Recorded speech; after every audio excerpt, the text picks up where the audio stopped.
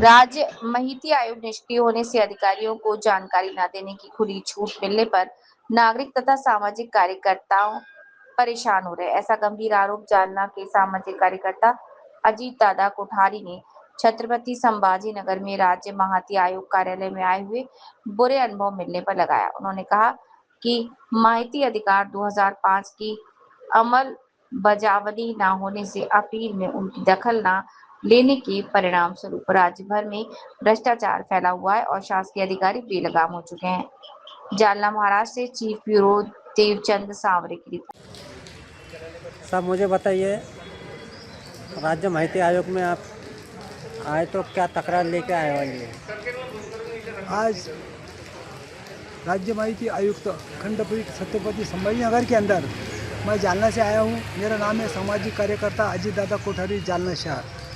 यहाँ पर मेरा आने का जो मूल मकसद था कि माहिती अधिकार अधिनियम 2005 इसकी किसी भी शासकीय कार्यालय में अमलबजावनी नहीं हो रही है।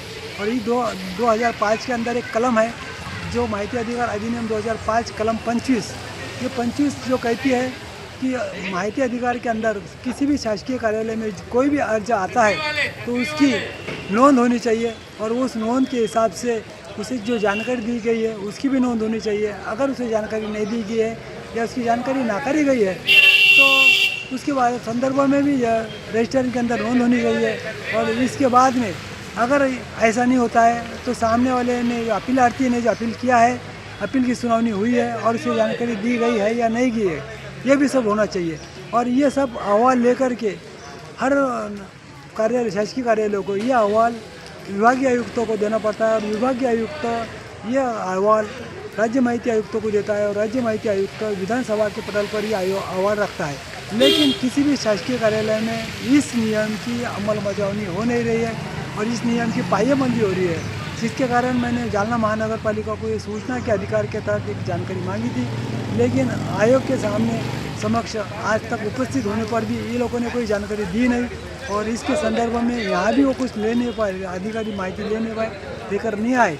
और उन्होंने कहा कि हम 8 दिन के अंदर ये जानकारी देंगे, लेकिन इनके पास में ऐसी कोई भी जानकारी नहीं है। और राज्य माहिती आयुक्त तो भी जो है इस संदर्भ में कोई सुनकर लेने के मूड में नहीं रहता है। ये सिर्फ यही पूछते हैं जानकारी मिली या नहीं मिली, नहीं मिली तो इनको जानकारी दे दो।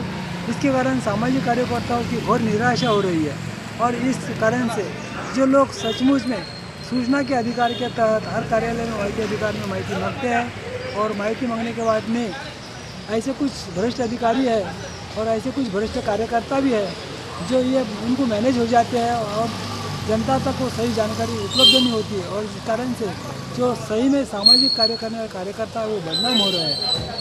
इसके कारण मैं यहाँ पर आने पर भी बहुत घोर निराशा हो रही है।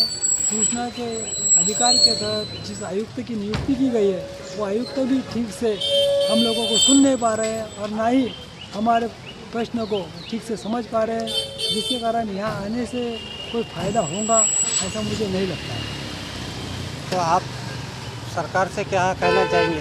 सूचना के अधिकार के जो नियम है उसकी अमलबजावनी ठीक से होनी चाहिए और जो भी प्रकरण है उसके अंदर शिस्तभंग है, दंड है, जो भी कार्रवाई होनी चाहिए वो हो नहीं पा रही है।